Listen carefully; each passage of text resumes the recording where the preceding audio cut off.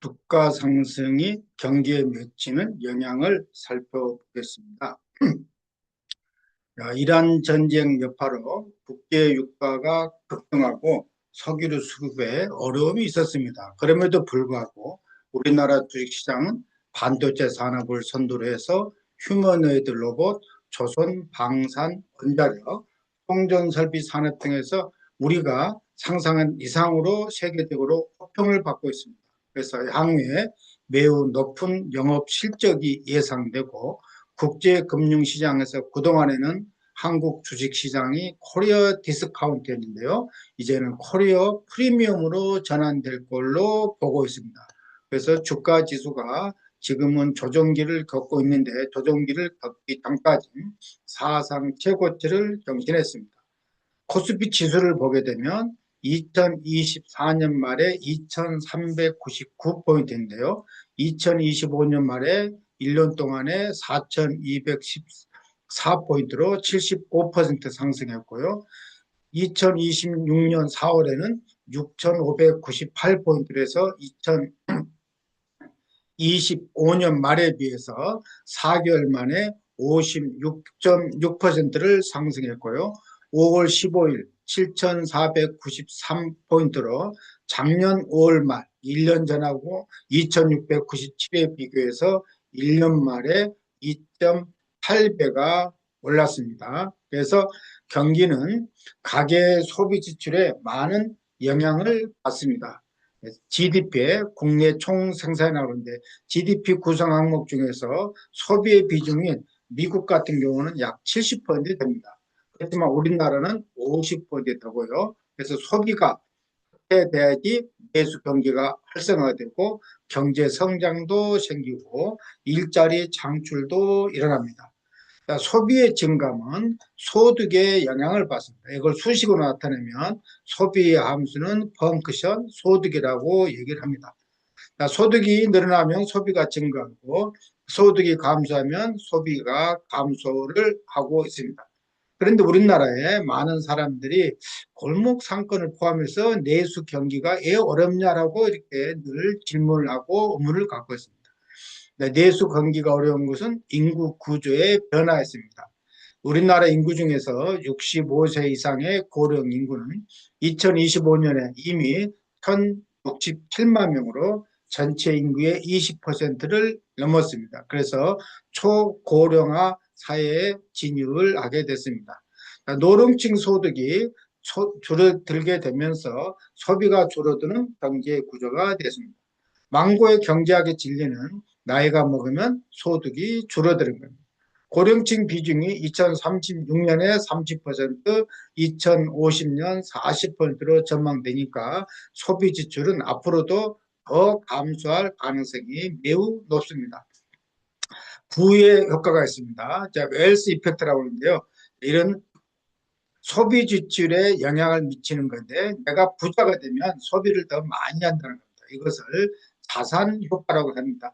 자, 내가 당장에 돈을 벌게 되면 내가 내가 돈을 벌었다라고 인식을 하게 되면은 그게 바로 지출의 변화로 느껴지는 거고요. 그래서 부의 효과는 긍정적이라고 합니다. 내가 돈이 많이 벌면은 소비를 더 많이 한다는 겁니다. 부의 효과는 자산 가격이 상승합니다. 그래서 자산 가격은 뭐 주식도 있고 부동산도 있을 수가 있습니다. 자산 가격이 상승하면 소비가 증가하는 현상인데 현재 소비가 당장에는 내가 소득이 없더라도 미래에 돈을 벌 거다라고 생각을 하게 되면은 현재 소비가 늘어난다는 점에 근거를 두고 있습니다. 지난 1년 동안에 코스피 지수가 약 3배, 3배는 아니지만 3배 가까이 급등했는데 자산 가격이 많이 올랐습니다. 그러면은데도 불구하고 내수 경기에 많은 영향을 주는 소비가 늘어나지 않는 부의 효과가 나타나지 않고 있습니다. 주가는 많이 올라가는데 그게 실물 경제에 충분히 전달되지 않고 있다는 겁니다.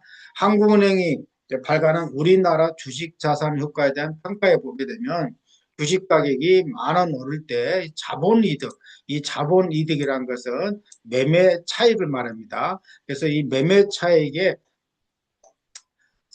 130원가량이 소비 재원으로 활용이 됐습니다. 독일 같은 경우는 3.8이고 프랑스 3.2, 미국 3.2인데요. 이렇게 선진국 대비 이것은 30% 수준에 불과한 겁니다. 그래서 우리나라는 1.3%에 불과하는데요. 선진국은 3% 조니까 그거에 대해서 우리나라는 한 3분의 1 수준밖에 안 낸다는 겁니다. 주가 상승이 왜 소비 지출로 연결되지 않느냐 보게 되니까 이유를 보니까 가계의 주식 소유 비중이 높지 않다는 겁니다. 우리나라의 가계 자산별 보유 비중을 보게 되면 2024년 기준으로 부동산이 63%고 기타 금융자산이 28%, 주식이 7.2%로 주식 비중이 상당히 선진국에 낮습니다. 가처분 소득, 내가 벌어들인 가처분 소득 대비 주식 자산 비중을 보게 되면 우리나라는 77%인데요. 미국은 256%, 유럽의 주요 국가는 184%니까 우리나라의 주식 자산 비중이 낮은 겁니다. 두 번째는 왜 사람들이 주식 가격이 올라서 자산의 엘스 효과를 일어나지 않느냐, 부의효과가 발생하지 않느냐 그러면 국내 증권시장에 대한 신뢰가 부족했습니다. 그동안에. 그래서 주가 상승에 따른 부의효과가 제한적인데 국내 주식은 과거에 지금이 작년부터 1년 동안은 많이 올랐지만 그 이전에는 수익률이 낮고 변동성이 높습니다. 그래서 국민들이 이 자본이득을 매각 차익인데 이 자본이득을 영구적이 아니고 일시적으로 인식한다. 내가 소득을 영구적으로 인식을 해야지 소비가 늘어나는데 일시적이라면 소비의 변화를 주지 않습니다. 우리나라는 국토 면적이 한정되는데 인구가 수도권에 집중되면서 과거에 부동산 가격이 지속적으로 상승한 경험을 이미 우리가 겪었습니다. 그래서 주식에서 돈을 벌게 되면 부동산 투자로 이어져서 소비 확대 효과를 한정을 시켰습니다. 무주택 가구를 보니까 주식 자본이 등의 70%가 집을 사는 부동산 쪽으로 이동한 걸로 추정이 되고 있습니다.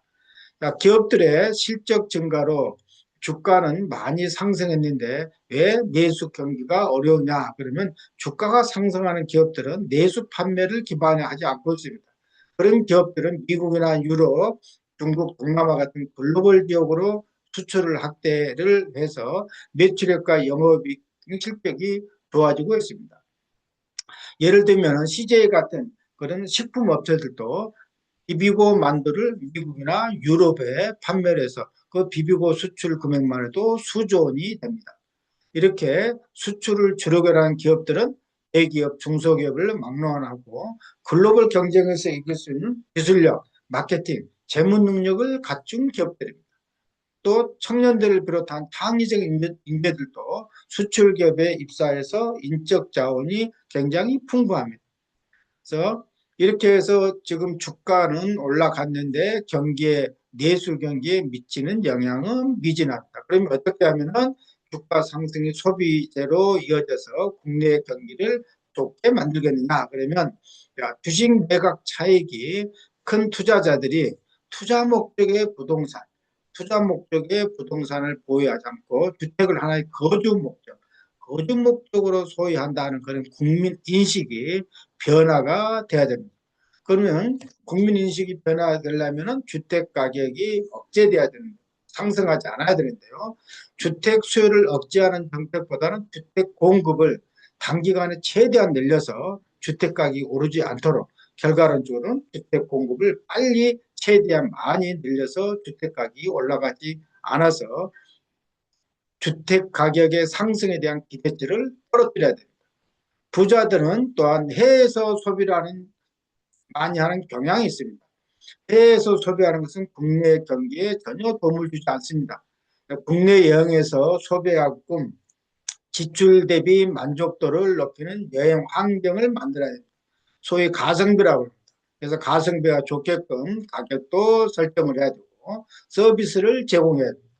좋은 경치나 골프장, 리조트 같은 국내 여행지를 볼 뿐만 아니고 즐길 것도 많이 하고 숙박시설도 해외 고급 리조트 수준에 맞게끔 해서 해외여행 수요를 국내로 흡수하게 만들어야 됩니다.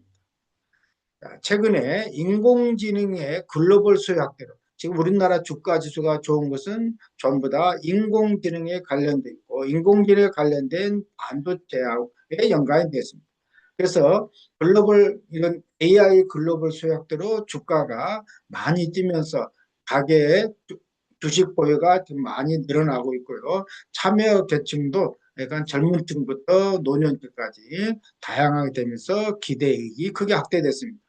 주식시장에 새롭게 유입되는 청년층이라든지 저소득층은 부의 효과가 상대적으로 크게 나타납니다. 그래서 이런 중저소득층이 우리 경제의 전체 자산 효과를 확대할 가능성이 있습니다. 그런 사람들이 주식에서 돈을 벌게 되면요. 근데 이게 이제 나쁜 점도 있죠. 지금의 주식이 조정기를 겪고 있습니다. 만일 주식의 조정기가 되면 사람들은 오히려 소비를 또 안 하게 됩니다. 그게 역자산 효과입니다. 그러면은 경기 하방 압력이 확대될 수 있으므로 경기가 좋아지게 하려면은 주식 시장이 장기적으로 자산 형성 기반으로 기능하게끔 투자 환경을 안정적으로 조정을 해야 되고 부동산 가격을 안정시켜서 주식의 매각 차익, 자본 이득이 부동산 투자로 가지 않고 가계의 주식의 장기 투자율을 제공하게끔 시장을 안정적으로 운영하는 경제 정책이 필요하다고 하겠습니다. 그래서 오늘은 주가 상승이 경기에 미치는 영향을 살펴봤습니다. 감사합니다.